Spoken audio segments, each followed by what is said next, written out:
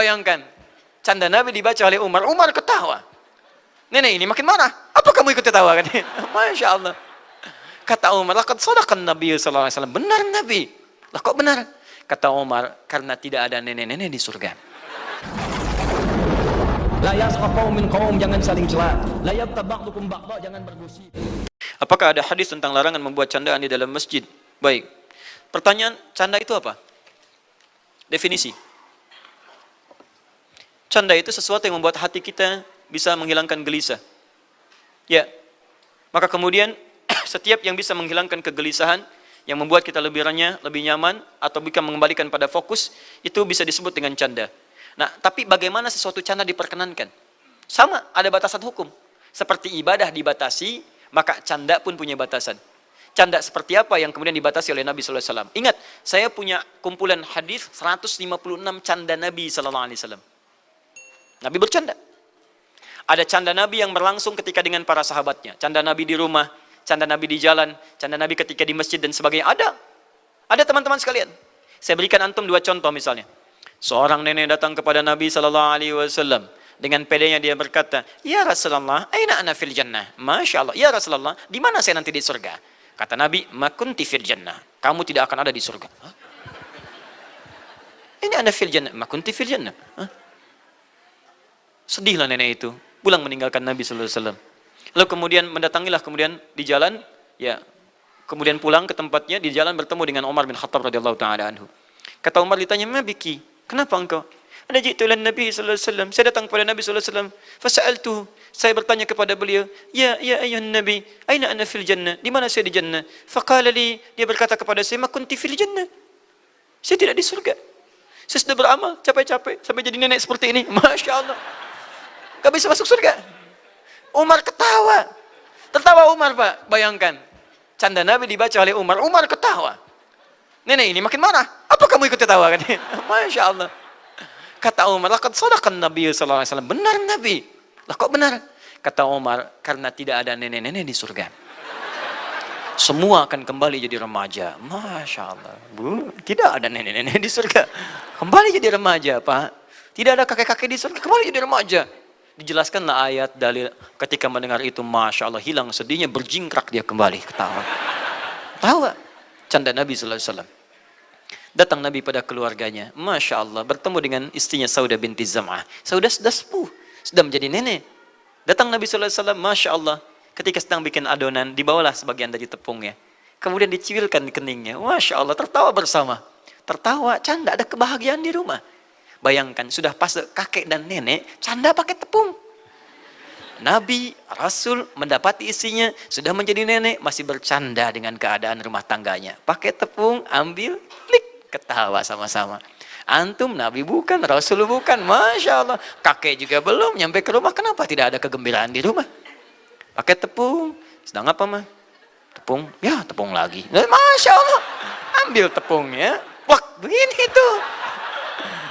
Itu bahagia, itu yang indah. Silakan cek. Dan kebahagiaan luar biasa. Kadang-kadang kebalikannya. Nabi sedang puasa, Aisyah masak. Aisyah masak, tidak sadar masak. Begitu sudah jadi, Aisyah kemudian sedih. Ya Allah, bagaimana ini kok saya masak ya? Tentu Nabi kecewa, karena beliau puasa saya masak. Tiba-tiba, Masya Allah, serang suami ini datang. Istriku, kamu masak ya? Iya, saya tidak puasa hari ini. Mari kita nikmati. Masya Allah. Tiba-tiba satu hari, Aisyah tidak punya bahan untuk masak. Sedih. Ya Allah, bagaimana ini? Hari ini kan Rasulullah tidak puasa. Saya tidak ada makanan. Datang Rasulullah. Sayang, kamu tidak masak hari ini ya? Iya, ketahuilah, saya puasa. Masya Allah. Antum, Nabi Rasul. Nabi bukan, Rasul bukan. Ya Allah. Mah, masak nggak hari ini? Tidak, Pak. Kan Papa tidak puasa. Oh, Masya Allah. Pak, Nabi aja nggak begitu. Itu kan Nabi, Mama. Oh, Masya Allah. Nggak selesai. Lihat candanya. Ya, orang ramai datang seorang Arab Badui ke masjid. Tiba-tiba, Masya Allah, pipis di masjid. Pipis, Pak. Ke masjid buat pipis. Dia kira toilet kan. Begitu masuk ke masjid, pipis di pinggir. Orang sudah ramai mau mukul. Wah, kata Nabi, jangan. Jangan memukul. Tapi ini, Rasulullah ini buang najis ini. Najis itu untuk dihilangkan, bukan dipukul. Ambil air, siram, selesai masalah. Masya Allah, ringan saja. Datar, nyaman. Nabi memberikan gambaran, orang salah, kalau tidak tahu, bukan dipukuli. Yang salah itu karena ketidaktahu diberitahu, bukan dimarahi. Gambaran pada kita, kadang-kadang ada persoalan selesai dengan canda. Ada persoalan selesai dengan senyuman. Cukup dengan senyum, selesai. Ada teman antum lewat, tidak senyum, antum senyum, selesai. Istri antum datang cemberut, lawan cemberut, senyum. Kalau dia cemberut, antum marah, nggak akan selesai masalah. Kamu kenapa? Emang kenapa? Nggak beres. Ada banyak persoalan kadang-kadang datang dengan seperti itu. Maka ada sebagian ulama yang bercanda. Dalam persoalan yang bisa dengan canda yang bisa meningkatkan iman. Tapi kalau canda menghilangkan esensi, canda yang mengaburkan persoalan, canda yang membuat kita lalai dari Allah Subhanahu wa taala, itu canda yang tidak disukai. Bahkan Nabi pernah tertawa sampai putih giginya terlihat. Baik ya, nanti lain waktu Anda boleh ambil kemudian tentang contoh canda Nabi SAW atau bahasan tentang canda Nabi. 156 canda Nabi SAW. Kami punya, ada kumpulan hadis-hadis kitabnya. Ustaz, dosa syirik itu satu-satunya yang gak bisa diampuni. Tapi bagaimana jika ada orang yang sudah terkena dosa syirik, benar-benar ingin bertobat kepada Allah, apakah masih ada harapan untuk diampuni? Teman-teman, yang dimaksud tidak diampuni itu ketika sudah dia meninggal, ya, ketika nyawanya sudah di kerongkongan. Innallaha la yaghfiru ay yushraka bihi wa yaghfiru ma duna dzalika liman yasha. Allah tidak akan mengampuni dosa syirik. Maksudnya dalam keadaan dia syirik itu dibawa sampai dia mau meninggal, dia nggak taubat. Tapi kalau antum masih dalam posisi hidup, sadar dengan itu, mau kembali, masih peluang diterima oleh Allah dosa syirik itu untuk diampuni sebelum dia kembali pada Allah Subhanahu wa taala. Bukankah banyak orang musyrik di masa Nabi? Banyak orang musyrik, menyembah patung-patung dan sebagainya. Kemudian mereka bertobat, kembali kepada Allah. Bahkan di antara mereka ada yang masuk surga tanpa hisab. Ketika ditinggalkan semuanya, bertakwa kepada Allah, hasuna islamu, membela Nabi, kerjakan tuntunan sunnah, Masya Allah. Dan peluangnya digugurkan semua dosanya, masuk dalam kebaikan-kebaikan dengan izin Allah Subhanahu wa taala.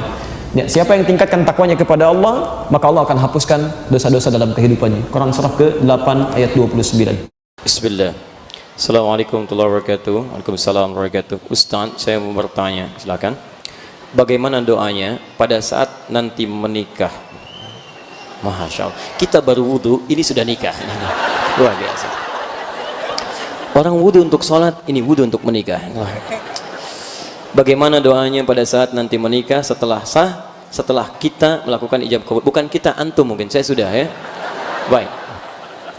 Barakallahu laka wa baraka alaika wa jama'a bainakuma fi khair. Itu doanya. Ya. Untuk kita yang menghadirkan saudara kita yang menikah, juga boleh suami istri saling mendoakan dengan doa itu. Di suami mendoakan pada istrinya, istri mendoakan kepadanya, atau robah dhamirnya dengan mengatakan Allahumma barik lana wa barik alaina wajma' bainana fi khair. Ya Allah, mohon berkahi pernikahan kami dan lekatkan keberkahan dalam perjalanan kehidupan rumah tangga kami. Dan mohon ya Allah, selalu hadirkan kenikmatan dan kebaikan dalam proses kehidupan rumah tangga kami. Itu diantara doa yang Nabi pernah ajarkan, singkat dan padat. Ada lagi para ulama membuat doa ya tambahan, meminta, yaitu permintaan biasa yang dimohonkan dalam bahasa Arab. Boleh, tapi saya beri catatan. Catatannya, jangan menggabungkan yang belum tepat atau belum benar informasinya. Misal, pernah dengar doa ini? Allahumma jma' bainahuma kama jama'ta baina Rasulina Muhammad sallallahu alaihi wasallam wa Sayyidati Khadijatul Kubra. Wajma' bainahuma kama jama'ta baina Ali ya wa Fatimatu Zahra. Pernah dengar itu? Ya Allah, mohon himpun keduanya seperti engkau himpun antara Nabi Muhammad dan Sayyidah Khadijah, dan himpun keduanya seperti engkau menghimpun antara Fatimah dengan Ali radhiyallahu taala anhuma. Tapi ada yang pernah saya dengar sampai, mohon maaf, ini saya mendengarnya agak pening, ya, bukan keras tapi pening ke kepala langsung. Allahumma alif bainahuma kama allafta baina Yusuf wa Zulaikha. Ya Allah, tolong satukan dan lembutkan keduanya seperti engkau satukan antara Yusuf dan Zulaikha. Ini dicandai oleh para pakar hadis seperti orang mendoakan seseorang ya untuk selingkuh. Hati-hati, dari mana referensinya Nabi Yusuf menikah dengan Sayyidah Zulaikha? Belum ditemukan. Di Quran tidak ada riwayat menikah, tidak ada riwayat pernikahan Yusuf alaihissalam dengan Zulaikha. Tidak ada riwayatnya. Ya, itu dari Israiliyat, cerita-cerita dari Israiliyat yang sampai. Tapi pakar hadis tidak menemukan itu. Yaitu istilah-istilah, bahkan di kitab-kitab tafsir diberikan nama-nama itu untuk menunjukkan itu istilah yang muncul dari masa-masa yang lalu. Tapi tidak diriwayatkan langsung dari Nabi sallallahu alaihi wasallam tentang nama-namanya.